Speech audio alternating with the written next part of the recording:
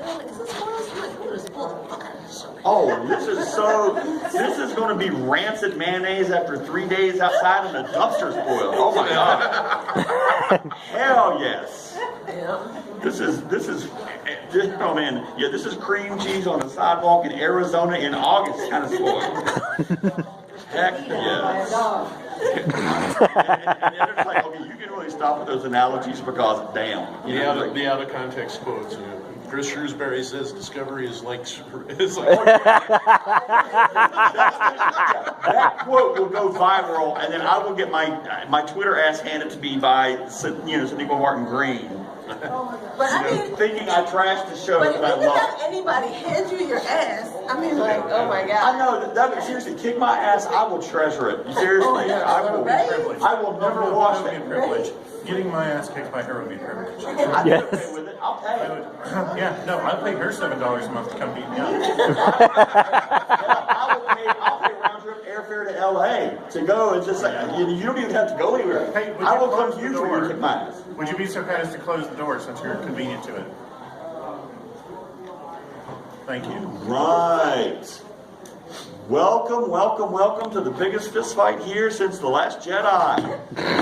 But it's not going to be. I bet it's a love fest.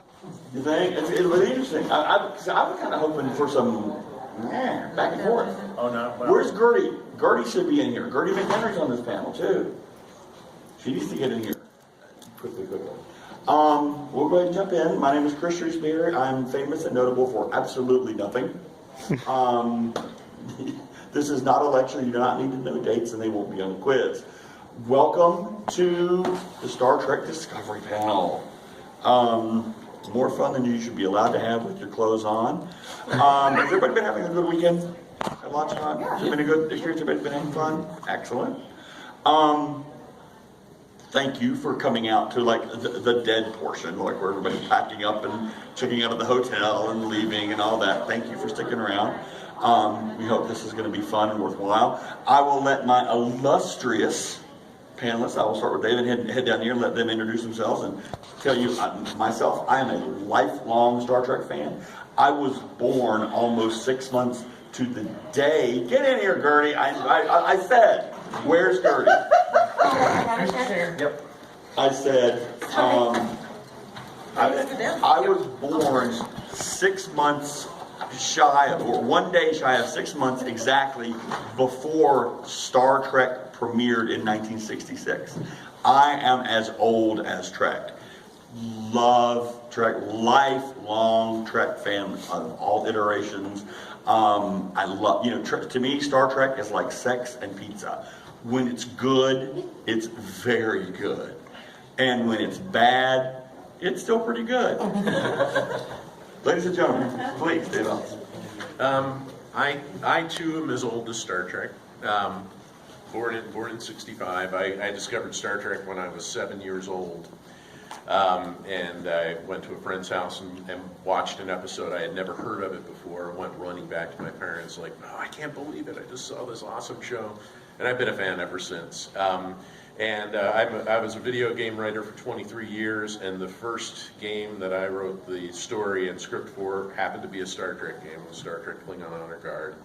And I've just, I've loved everything Star Trek for pretty much my entire life. My name is Robyn. I am a member of Color Fandom, so we are a geek group that focuses on diversity in fandom. My first Trek, I've always watched it. I grew up with Trekkie parents. My dad loves DS9, and my mom loves the original series. And then when I discovered Voyager in high school, I was like, what is this? A female captain? I'm like, and I actually still get in trouble. My mom was visiting, and we were watching Voyager, and I was just like, man, Voyager's the best Trek. And I look over, and she has this look on her face like, I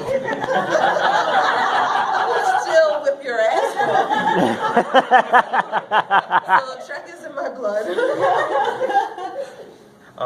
Hi, I'm Tracy, Holt, also a member of Colors Fandom. Check out the table outside. I'm slightly older than the motion picture. But I started out with original series reruns, and then Next Generation came along, and it's like, I credit Star Trek with me being a geek and also a lot of my world outlook. And I'm actually, it wasn't a familial love, like, I got my family into Star Trek. Like, my dad went to Star Trek because of me. and my brother, and hopefully his kids. My name is Michael Williams. I'm a novelist. All my books are for sale at the Falstaff Books table. I am approximately the same age as the animated series. There we go. Just so we Trek two. I love it. It's fantastic. And I grew up in the sort of place that was remote and isolated, where a landing party from the Enterprise probably would have looked around and said, "Nah," and taken back off. And I was the nerd in my town who was really into Star Trek. Well, town. We didn't have sidewalks or stoplights, but you know. And Star Trek really informed my desire to get out and see the world and be a part of something larger. I'm Gerty McHenry. I'm the con chair this weekend. Star Trek has been my favorite thing for my entire life. My father was a big fan. So I'm as old as the Wrath of Khan. And when I was a kid, we didn't have television. As in, we lived so rural, there was no service. And our local PBS station would play all-night marathons of Star Trek. So my dad would go into town to his parents' house and record just 8-hour VHS episodes of the original series. And that's just what I watched on loop as a kid, because it was all that I had. And to this day, if I don't feel well, all I want to do is lay on the couch and drink ginger ale, eat crackers, and watch original Star Trek. That's my comfort zone. So original Trek has always been my number one. Oh yeah, definitely. That's awesome. This is going to be an interactive panel. We are user-friendly up here. Definitely want to make this a dialogue, not a lecture.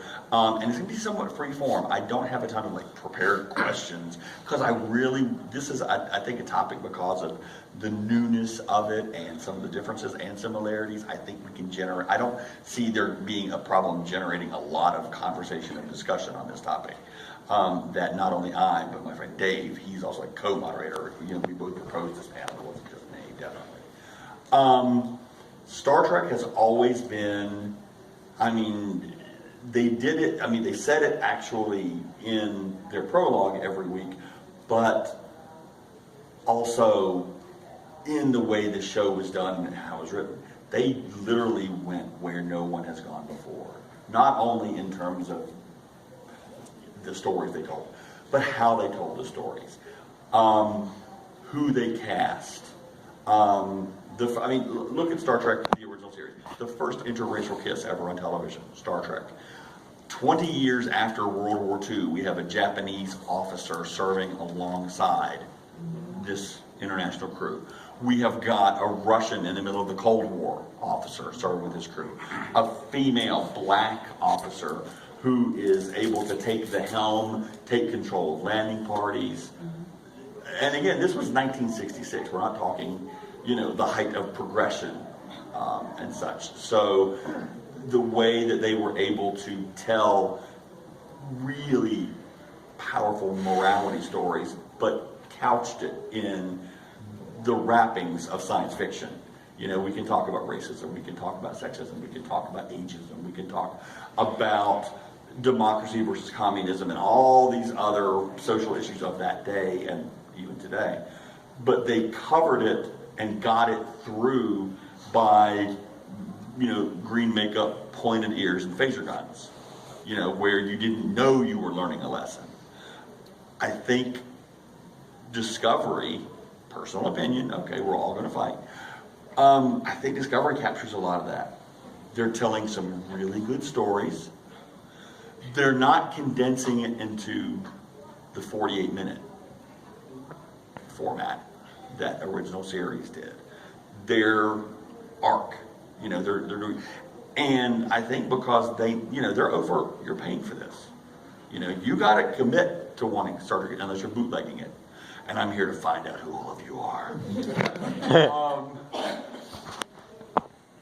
You've committed to this, so they know you're in it for the haul. Let's not be afraid to tell a story over 2 or 3 or 4 episodes.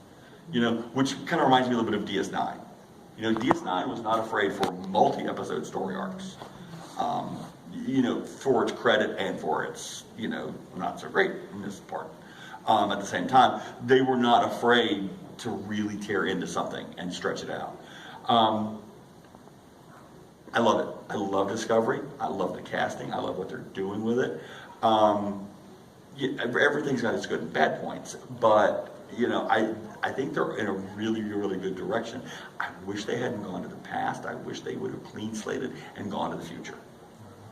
That's the one thing about a lot of the writing I'm getting, or not this, but just in general. Quit doing prequels. Let's jump ahead and tell stories we know nothing about. What's your reaction to the show? Just freeform. Tell me what you think. Well, I really like it. I think it is a great example of Star Trek for today.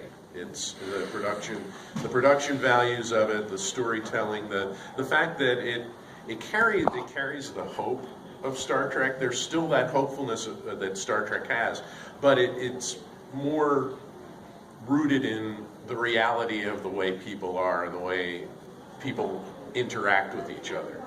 And I like that. I mean, it's one of the reasons why Deep Space Nine has been my favorite Star Trek, because I liked that it was more realistic. The interactions between people were more realistic, and I think Discovery really captures that. I'm more or less at peace with the fact that it was set in the past. I think that you do paint yourself into a corner and open yourself up to potential, well, and a lot of controversy with fans. It's like, well, why do the Klingons look different and all this stuff? The honest truth is they look different because they're spending because they're spending $8 million an episode. It's the most expensive TV show ever made. And why does the technology look different? It's because it would be kind of silly to look at the 60s bridge and say, why don't you're thinking, why don't they have touchscreens? I got one in my pocket.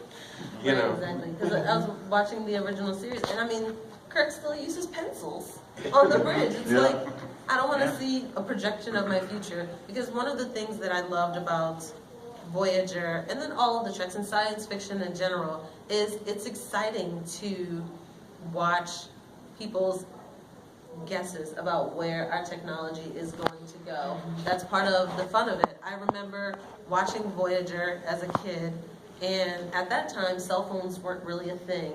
iPads weren't really a thing, but everyone carried around a data pad in their hand all throughout the ship. And so then when an iPad came out, when tablets came out, calling my dad, we were like so excited, like, oh my God, Star Trek is here for real. So it's kind of like, being able to watch Discovery and see not just, the beautiful costumes, the prosthetics, like with Saru's character and the Klingons and things like that. I mean, it's amazing to imagine, other types of life out in the universe, but even just looking at the tech and watching Lorca use the holographic depictions of, a star map or something like that, just looking at that and be like, wow, I hope they have that before I'm dead, because I really want to see that.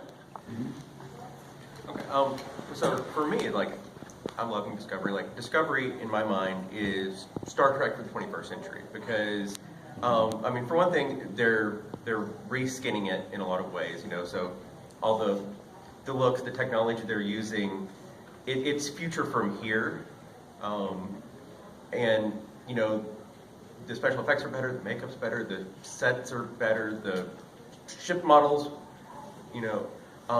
are, I love all the old ones, but they're doing things that they couldn't previously do because movie making is improved, TV show making is improved. I also feel like it's a story for the 21st century because, let's face it, most of the shows we love now are serialized. It's the way things are now. Name your top 10 shows, how many of them are serialized and not episodic? It's not classic Gene Roddenberry Star Trek, but we got a ton of that, which I love, and if I want it, I can go watch it. We don't necessarily need more of that because we've got such a wealth of it already. Also, a lot of the arguments I hear, there's some ones that I respect, but a lot of them come down to the no true Star Trek argument, which it's like the no true Scotsman fallacy, where It's like every time there's a new Star Trek that comes along, someone's like, well, that's not real Star Trek because real Star Trek has this and this, like Deep Space Nine. Oh, well, it's not on a spaceship. So. But the other thing, too, with that argument, I mean, are we really going to put the Federation in a box? The Federation is supposed to represent all of the genius of humanity. So are we really going to box in the genius of humanity? And then also, prior to Discovery, we had like 6 Star Trek shows. I would like to think that there are hundreds, if not thousands, of Star Trek captains. That means that we have 6 to pull from. Well, technically 5, because the animated series was just Kirk over again. So are we do we really know that that's not Trek? Because we only have like a very small percentage of the Star Trek captains whose stories we have been exploring up to this point. And I actually kind of like it too, because in a sense, where we want to go and where we are now is we didn't just make a direct transition to being, this enlightened race of humanity. You know what I mean? We had a transition. We have things that we have to deal with. Right now, we have technology that we may not always be emotionally ready for. And I kind of like that about this show, that it shows, we are going to struggle to get there. Like, what I love Discovery. Discovery is the most Star Trek. It is, I'm going to take the total opposite end. It is real Star Trek.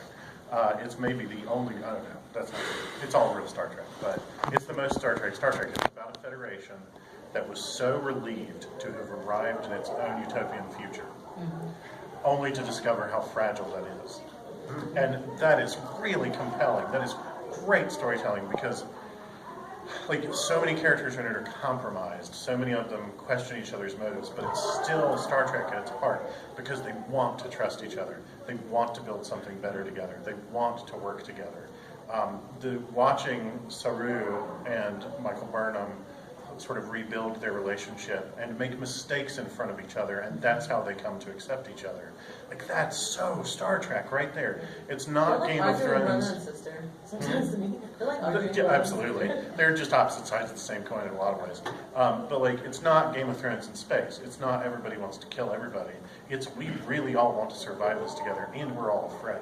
I do like that people die, though. I do like that people die. I like that a lot. I don't always like who dies, but... Right. It's also Star Trek with consequences, which is a major new thing. Yeah, which is real life. I think for us to be able to project getting ourselves to that, we have to be honest about the fact that humans are messy. So actually being able to see that played out in real life, I think it gives us a more tangible connection. Because I think a lot of times, sometimes Star Trek fans are like, oh, well, we do this, and it's like, we're projecting ourselves into a federation that's not realistic. Whereas with Discovery, I feel like this federation is more realistic, and it allows us to be able to say, okay, let's keep trying, let's keep trudging towards, because this is, like what you said, it being real Star Trek, I feel like this is Star Trek made real. I love that it's not really about a captain. I mean, it kind of is, but I love that it's about a character who is so devoted to the ideals of the Federation, even after effectively having been excommunicated from it. I love how devoted these characters are to their principles. Sorry. No, you're fine. I love that we're all in agreement that we all like Discovery so much. I love it too.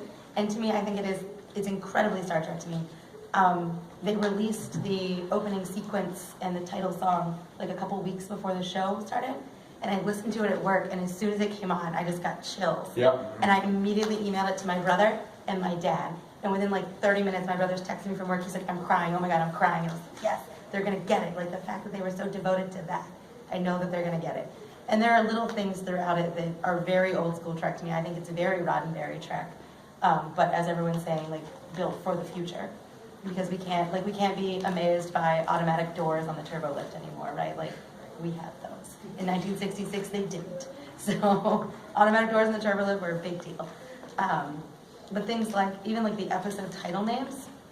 In the first set, there's an episode called The Butcher's Knife Cares Not for the Lamb's Cry.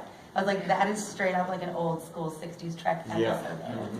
Absolutely. There's one coming up in the second half called The Wolf Among Us.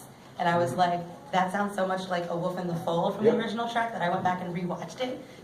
I know that there's going to be some sort of reference or some thematic theme. I want to be prepared to see it. I love that the characters have so much depth. Yeah. And I'm an original, Trek from way back. And it is so nice to see, and again, TNG did it better, and then Deep Space Nine really did it well. Voyager, not nearly as good as they could have. You trying to start a fight, Chris? Well, I like Voyager, but, and I don't want to go down a rabbit trail, but I will say this.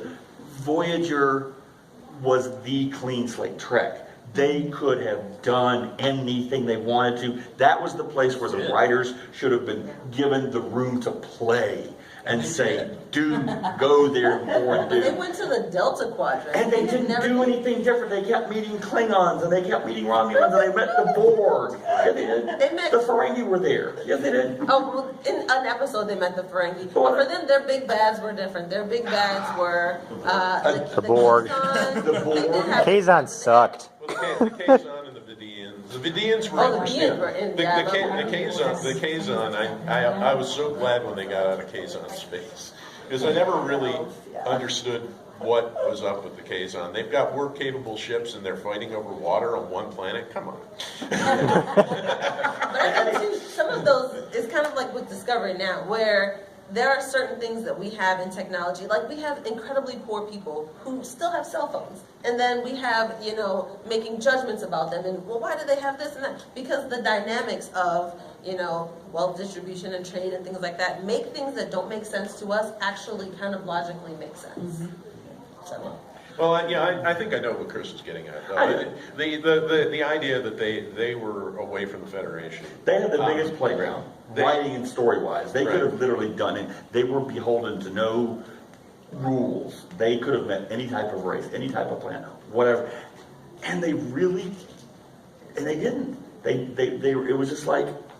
They just decided to be a TNG clone again. It would More specifically, Paramount forced them to make it. it was, and again, I'm not saying that that's all that show's fault. There's a lot of dynamics that go into it. But they had the most room to run, so to speak, and they didn't utilize it. I think in the commentary track from one of the TNG episodes, Ron D. Moore pointed out all the flaws with that show best when he said that he felt at the end of Voyager, that ship should have looked nothing like a Federation ship. Because they did not have the resources, they didn't have a space station they should go to. They should have been on their way home just to keep that ship running. They should have been so dependent on other resources from other planets and all that Voyager itself would have been completely restructured into something we had never seen before. Because it's the only way it could function. So Voyager, I want to get us back on track. We'll fight in the parking lot after. I'll buy. You can sell tickets. Y'all should sell tickets, Chris. She's gonna get. No, my chair's charged. I might get her. But I got your email address, Chris, so you know. she's the PTA president of my son's school, so I got to be nice to her. You are so much better, and you know that. He basically said you're the admiral to his captain. Oh, please. She's the admiral to my ensign third class. But my point was about character development and how the best characters have flaws. Superman in the 1930s, crap character until they invented kryptonite. Then you could relate to him. Then he was no longer a god. But then doing that and making a parallel kind of like that with Discovery, I think, and what you were saying with Voyager and some of the others, his kryptonite is an external flaw. You know what I mean? So it's like people can still look at Superman as perfect because it's something external that's affecting him. And that's kind of like with Trek and your problem with Voyager is these people are still relatively perfect. They have their problems. They're still relatively perfect, and the flaws are external. With Discovery, Lorca is flawed as hell. Michael is a great character, but she's got problems. Saru's got problems. Their flaws are from the inside out. And that's my point. They're real people. Yeah. These are people you can invest interest and emotion in. Now remember, spoilers. Oh my God. I'm sorry, the neck snap? Oh, I screamed Holy out loud. I haven't seen all the episodes. No, I've seen everything but... I cried. I've seen all Man, I'm Screamed serious. out loud. And another thing I hate is because that relationship between the Doctor and Stamets. That's what should be. It should not be, hi, we're the gay characters. No, it's just like, they're just people. Yeah. And the fact that they happen to be gay, who gives a damn? It didn't. It did not matter. Something I actually really liked about that relationship. They're actually arguing about their relationship. They're not just treated as this 100% lovey-dovey couple. They're actually a realistic couple. Yeah. I love that the argument was about, look what you're doing to yourself. I love you. I don't want to lose you for this. I'm proud of you that you're doing this dang thing as a step forward. But is it really worth losing your life for that? And that was really endangering the relationship. It reminded me a lot of my mother dealing with my father's cancer when I was a kid. And then when the Doctor is basically tearing into Lorca's ass for what he's done to Stamets, and then these are flawed characters. They've got depth, they've got texture, and I love that. Lorca, I gotta say, Lorca's my favorite character because talk about somebody who will go and do unspeakable things that he knows and feels are wrong for the greater good. This is a dude that will burn down an orphanage to save the greater number. He's the embodiment of the needs of the many outweigh the needs of the few. If he doesn't move into Section 31, Oh, please, God, hope no please, I hope Section 31 does not show up. Does that just have to do with the technology? I mean, yeah, they might be kind of working for Section 31 all along. We don't know, but Yeah, because a couple of people on the ship had black badges. Okay, I hope that God Section 31 does not show up because honestly, the original appearance, I honestly interpret them as an ultra-nationalist paramilitary within the Federation, and they're a perversion of Star Trek. They are. Yeah. That's part of what helps give the Federation texture. Also, the Federation is a utopia that still has people whose definition of utopia is different. They're crazy and wrong and bad and racist and awful. They did a good job, I thought, of developing Section 31 better on Enterprise. Than they did on in Deep Space Nine. I don't think they ever really defined what it was about, but in my problem with what they did with Section 31 and Enterprise is they took Sloan at face value and said, yeah, they really are the secret agency that does what the Federation don't. No, I think that's a misstep. No, that makes a lot of sense that somebody in the early days of the Federation would create a secret group like that and give them carte blanche to do what they need to, because in a lot of ways you could logically say they're right. That society will die very quickly if you don't have someone who's willing to put even but that was already what Starfleet intelligence was for. Yes, but it's like, hey, we have CIA, but we also have people that none of us know about in the CIA who do the exact same thing. Okay, we're not going conspiracy theory here. We're going to back off. That was another Starfleet. Section 31, like Lorca, in the way I see them, are like it's evidence of people within this utopian place who think that the ends justify the means, which is always an interesting ethical question to explore when you're trying to, it's like we have this utopian paradise with these high ideals, and what if we can't maintain it without doing a little bit of dirty stuff behind the scenes? That's a really interesting paradox too, because like so much of Star Trek is, so many Star Trek stories are about the means are what's more important. The ends do not justify the means. And it's that world having to ask itself, what if the only way to say that the means are what justify the ends is to occasionally say that the ends justify the means. So you've got, in society, in organizations, in history, in the future, you've got to have people who are willing to get their hands dirty.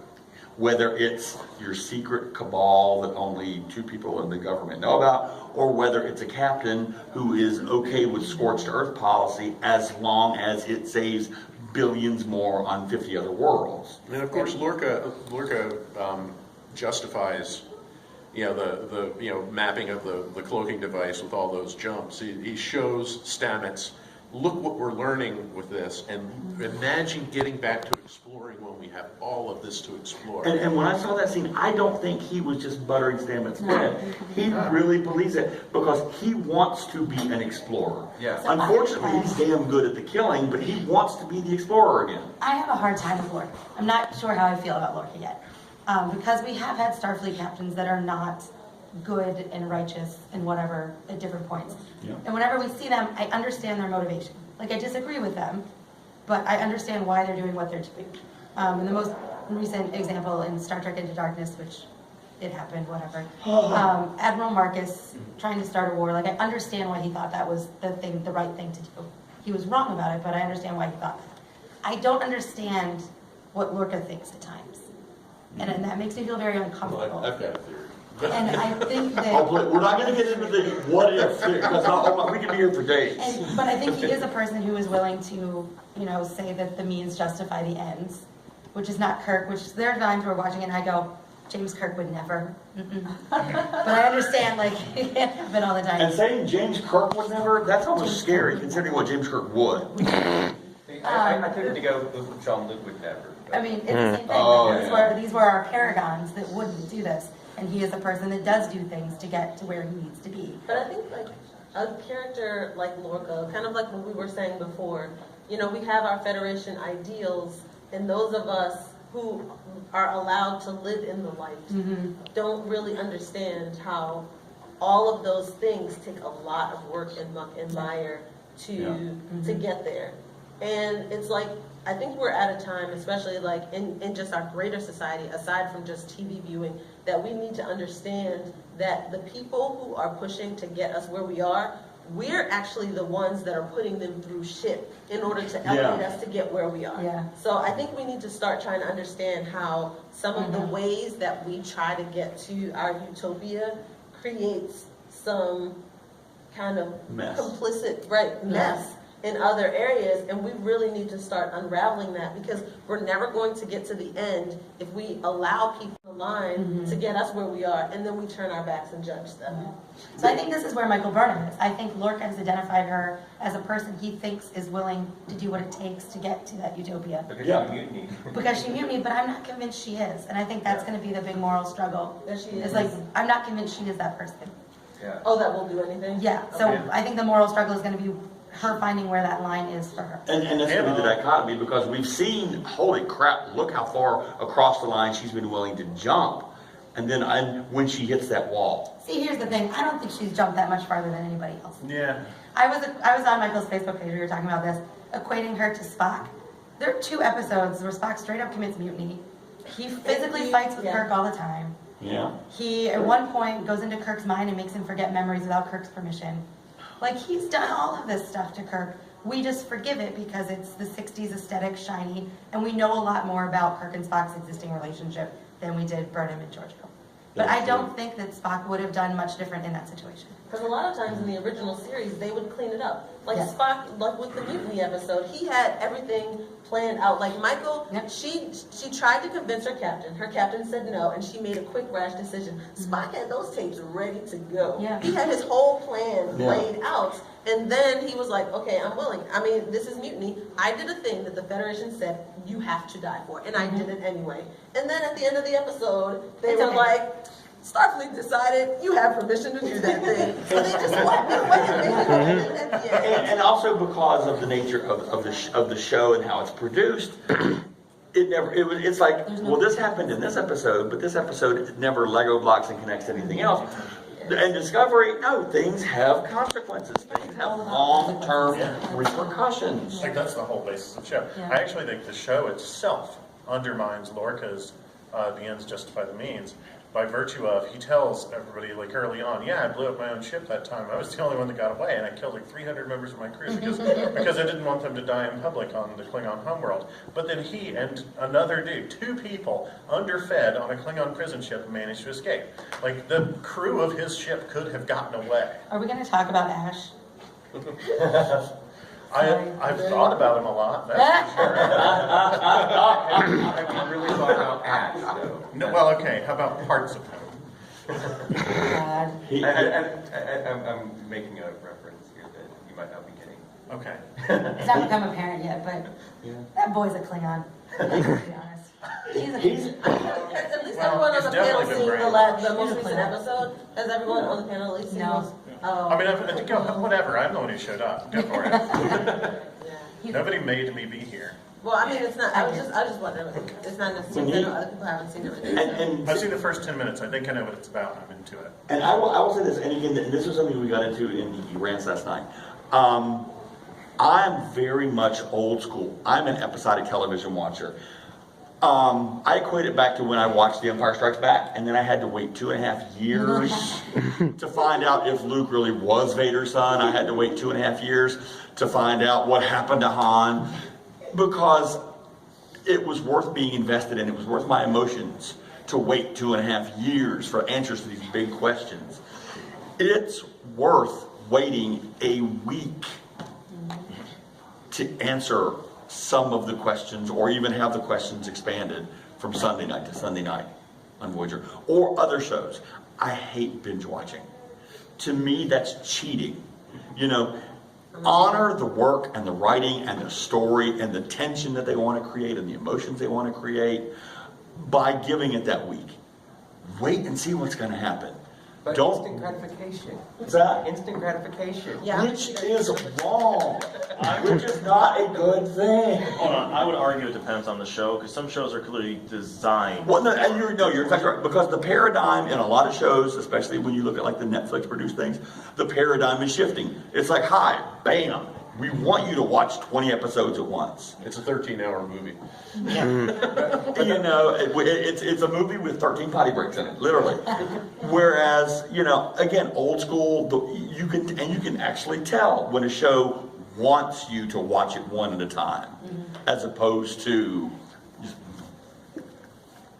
you know, for 19 straight hours. And one of the things one of the reasons I liked Deep Space Nine and I like Discovery is the idea of consequences. The other Star Treks very seldom referred back to anything else, and I think Voyager would have been stellar if they'd have dealt with consequences, because they were lucky as hell. I watched that show and I'm like, how did you get out of that? Not only were they lucky, but I mean, there's the whole idea of, like, in Next Generation, the Enterprise D would show up at a planet, often upset their entire, you know, life view, and then say bye after 42 minutes. And never mention them again. Yep. What happens to all these people once they've had the seed of the Federation's ideals planted in them and upsets their society? Yeah, we don't care. In Deep Space Nine, by virtue of never going anywhere, because they were sitting there, everything that they did that affected Bajor just multiplied throughout the show, because they were still there and they're still having to deal with the consequences of their decisions.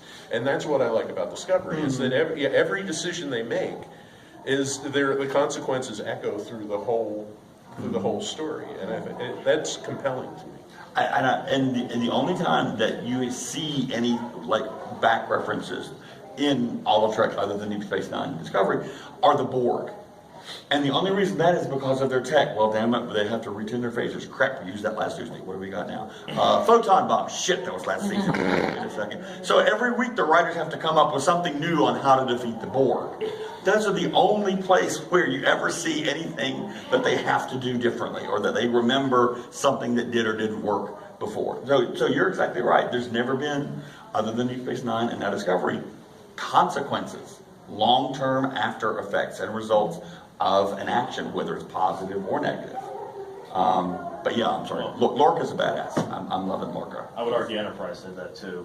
But I agree. He's not my favorite character on the show. I agree with everything you said about Lorca, but there has always been one serious problem with me. It's like, in my mind, he was sabotaged from the get-go for me personally, because I kind of wish Michelle Yeoh's character and Lorca were switched. Because it really bothers me at the end of the second episode. And Michelle Yeoh was amazing as a captain for the 2 episodes she had. Yeah. And I was really annoyed they said special guest star, because I'm like, oh crap, she's dead. But what made me really angry about that, though, is here you had this great captain, a person of color and everything, you know. But also, Star Trek has an incredibly horrible track record with female captains. We've seen, I think there's the one? Yeah, no, I think altogether there's something like 6 or 7 that they've shown in the whole series, only 2 of which are still alive the last time we see them, and one of them they kind of somewhat imply that she's off to her death, and that's the one at the end of Enterprise, I think. The other thing too with representation of female captains, because a lot of people say, oh, well, you have this black admiral, blah, blah, blah. If the person is not a core character in the show, to me, you can't really say like, oh, you got this side character for 5 minutes, so yay, be happy. So I get what you're saying. Like, to me, Janeway is the one. And the fact that not only did they kill Captain Georgiou, they then killed also Commander Landry. Oh, you had God, two women I love of color. I'm like, don't kill her. She's interesting. She's got texture. Plus, Robbie is a great actress. Damn it. Oh, her kind Thank of you for is making like my point in a forum detached argument I'm snark. having. I love her so much. Again, if anyone brings up the Black Admiral again, point out that with the like 2 exceptions, anyone above Captain is a total jerk at Star Trek, so that's not a positive. Thank you. Okay, I said we were going to do this, but I got to say this. One of the best theories I've heard is the beginning of Star Trek 4, The Search for Whales. Which is a great movie. It's a good movie. I like the movie. I got Star Trek movie, go. As the probe is coming through in the early parts of the film, there is the Saratoga, which loses its power and it has the African American female captain. There are theories on the internet that is Burnham. Ooh. By that point she has advanced, and timeline, shit, it works. It works. Oh, wow. I know, Mom. I know, it's like, gee, oh crap, what now? I don't want to watch Star Trek 4. It really sucks, 'cause I actually really like that captain too. Just like she was only on there for a minute. I'm like, this is what a Starfleet captain's supposed to be. There's like this gaining support, and at first when I read it, I'm like, oh shit, I like that. The captain of the unnamed captain of the Saratoga, that's Burnham. Has she advanced through the ranks, and now she's captain of the Saratoga? And like, it fit so well because Star Trek is so often about redemption stories. And like, we're getting to see such an extreme Star Trek redemption story in her. She's such a fantastic perspective character. I love her so much. Now, on the flip side, here's something. As much as I'm a fanboy, as much as I'm as a TOS bitch that I am, I really don't hope that they cheat and be like, well, now we get to see the young Kirk or the young Spock. I hope they don't cheat and go for like the ratings crap and start doing the obvious stuff. I hope they leave it alone. I would be okay with a little bit of Spock simply because of Burnham's family background, but I'm enjoying the hell out of Sarek, I fucked up 3 children, Father of the Year. Yeah, thank you for that. I love them. Although I am convinced the episode where he lies to her and says that the Vulcan Science Academy. I've been arguing with him. That was done for her good. Especially like so many times. Because like Voyager was my introduction to Trek, and so many times Tuvok is like, Vulcans don't lie, and then someone else is like, well, Tuvok, you were on the Maquis ship. Well, we can lie under certain circumstances. Tuvok. The Vulcans don't lie. But the thing is, Because Trek has always been notoriously bad for this. It's just like, I mean, Trek invented the concept of the Bible. Meaning a show has, here's what you can't violate. Here's what we've established is true. Here's what you can't do. And, you can never go faster than this. You can never do this. You can never do this. But they always broke their own speed limits because what will happen is it's like, well, you can never do this. But shit, unless that's the only way to have a problem that Tuesday, so then we'll do that. And they were terrible for like the McGlotten of the week. It's just like, you've got this great problem, high drama, high tension. This is awful. Well, I'm going to go down and do the phase inducers. Shit, we're all free. But that's what I liked about it, because to me that made a more kind of like relatable and connected interpersonal relationships. Because like with Tuvok, and then I want us to talk about like interpersonal relationships a little bit too. Because like people always talk about like Vulcans don't have emotions and things like that. But as you watch Tuvok get really connected when someone is really into something that he values, like he really took to roles of being able to teach people things on the ship because Vulcans value teaching. You know what I mean? And I'm like, that's emotion. And when he's like, oh, Vulcans don't lie. Yeah, you do. I mean, that to me, those things kind of make things a little bit more relatable in the interpersonal relationship aspect of it. One of the hilarious best part moments was the dancing. Oh, I When love that. Neelix left the show, Mr. Neelix. Yes. It was just like that. I It's like love that's that. great. Can I just drop this in? The hilarious part about the Vulcans don't lie thing. Spock was lying to a Romulan officer when he said it. One of the best female captains in Star Trek. Who are you? Too bad she wasn't in Starfleet. So back much in of Star the deal Trek with continues. Michael Burnham and Sarek. A, I love the performance of Sarek. Yeah. B, I love the tension that they managed to portray. He's able to portray so little emotion except with his eyes, and he does a great job. The tension between them and the way that they're depicting the relationship between every parent and child, when the child realizes that they will never be the parent, and the parent will always be a little disappointed by that. Like, that is so incredibly stark, so subtly done. And when we find out the deal about him having lied and blah blah blah, so that Spock can get in later, at the end of the episode, my boyfriend turned to me and said, they have just reached 50 years back in time and explained something that made no sense. Because why would Sarek have ever been ashamed or disappointed by Spock having gone to Starfleet Academy instead? But that was always part of Spock's story, was that his father was disappointed that he joined Starfleet. Why? Starfleet are so awesome. And he said, they have just pointed at the tiniest little niche of interpersonal relationship in the backstory and said, this is something we can expand out into an amazing story to tell. Because I always assumed that even though Sarek said that humans can be equal, and I mean, that has parallels to, human cultures as well. And it's like, oh, you taught all this stuff that humans can be equal, but you don't really believe it. That was what I always thought, that he's like, he feels that Starfleet is great, but not good enough for my son. That's how I always and then to be able to have that play out and understand the real reason behind it was very impactful. That was Awesome. part of the whole underpinning of Enterprise is Vulcans are like, we got this covered, kids. Don't worry about it. You're not ready for that. You're not smart enough for that. You're too emotionally driven or you're immature. So that was, half of that whole show was about how Vulcans were snobs and elitists. It's part of what makes watching Enterprise again better. It gets better every time you watch it through. And the whole Except for Much like except for a night in sick bay, skip that one. But it's true. That whole attitude of the Vulcans holding back, the humans, and the arrogance of Archer constantly saying, "No, shut up, we're ready," and then Archer and company going out and just absolutely screwing the pooch. Wrecking.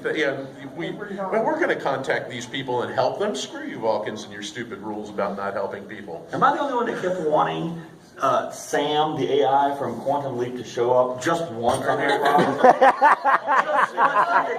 It's like, what the hell? The only way the first 2 seasons of Enterprise make sense to me if that was the character from Quantum Leap. That was a leap, just yeah. left into him. He was like, wait, I'm in charge of a starship in a time way beyond mine. I don't have any idea what I'm doing. Oh, somebody should make a fan video and put that Oh on my there. God. I then want to ask a question about one of my all-time favorite moments in all of Discovery. And it's something whenever someone talks about it, it's almost always in the negative, but I love it because to me it was done brilliantly. It was done right. And the more I think about it, the more I realize how right it was. That we got an F-bomb. Oh, I love And it. yeah. So well done. It's Yeah. fucking cool. And I hate how people are constantly going, oh, they were just doing that to do it. And I'm like, if that was the case, that'd be an episode 1 in the first 15 minutes. They waited like a good 2 or 3 episodes before they dropped it. They never did it again. And it, to me, was, if ever there was a statement, at least in terms of like what all of Star Trek was about, put into a single sentence, it's after something incredibly, amazingly scientific comes up and someone goes, that's really fucking cool. And the best part is the guy who was a stick in the mud up to that point, when they look at her in shock, they're like, oh, I shouldn't say that. He's like, no, you're right. This is really fucking cool. What were you going to say? Oh, I was going to say something about Sarek. I love Vulcans. So I have made peace with Sarek's character by this explanation. Yeah, he doesn't actually think humans are equal. Bitch was ambassador to Earth. He took 2 human wives. He has a human fetish, and he needs to look careful. Amen. I love that. Outstanding. I've never heard it summed up quite so well. I mean, I don't blame him. I too enjoy human women. But maybe experiment. Maybe look closely. To me, the ultimate example of his human fetish isn't even his wife. It's the fact that the person he had the closest interpersonal relationship out of all the people was Picard, who he knew for like 5 minutes. Oh, yeah. One thing They that were would be bros. interesting, I mean, we've all, I think Chris and I were probably both expecting a little controversy, but we're all loving on Discovery. I think everybody, if you didn't love Discovery, you're like, oh, fuck that. But what is something you don't like? I'll just real quick say that I really am disappointed in the design of the Klingon ships, because I always thought that the Klingon ships are really cool, and I think the new ones. It doesn't fit their culture. Can I make a comment there? Yeah, personally, I think the absolute weakest part of the show, they didn't need to redesign the Klingons. They should have just stuck with either the TOS Klingons or the TNG Klingons. I think you were factually wrong.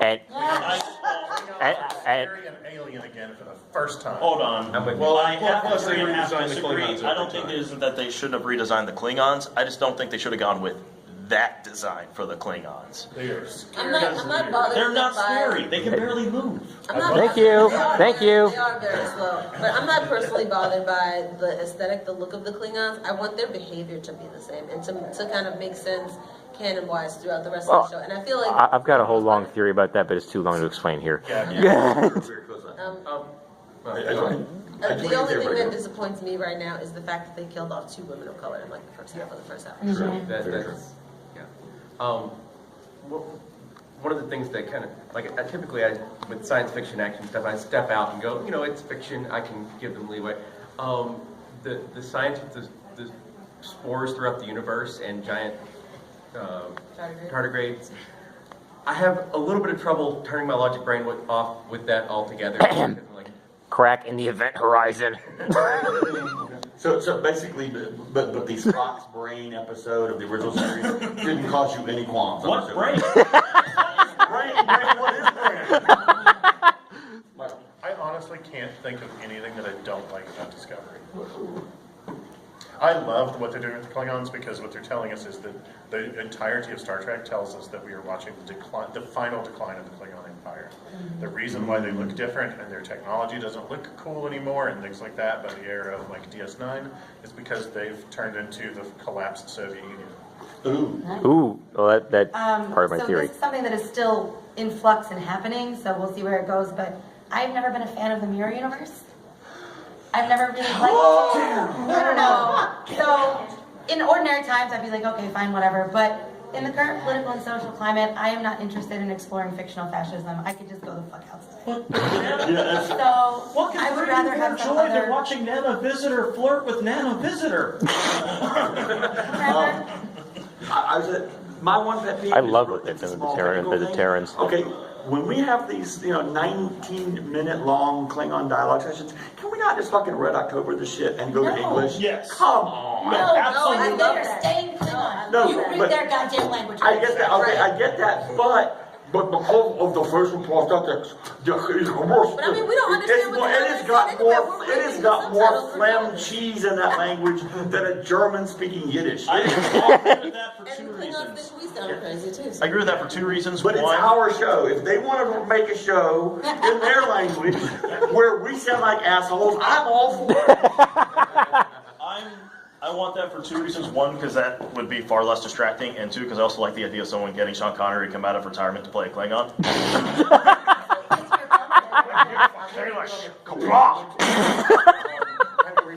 Cosplay to Klingon. That would be brilliant. I was studying the language a little bit more, and it's like one of the things. It's like what I was saying is Klingon is they're supposed to be like very.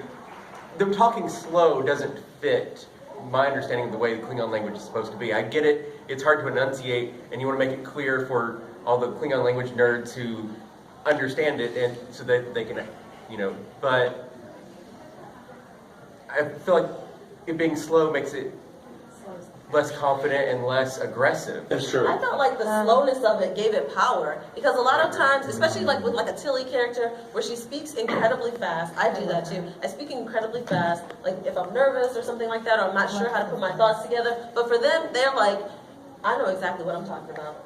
And hear me, because I'm only going to say this once. So I'm saying nice and slow, so you get exactly what the hell I'm saying. That's how the Klingon language comes across to me. Assertive instead of. Very assertive. We are Okay. unfortunately out of time. Thank you for a wonderful panel. Thank you, folks. These guys are awesome. Every one of them. Love them. Thank you guys for being here. And whether you're here for a couple hours or whether you're done right now, thank you for being here this weekend. Outstanding. Woo!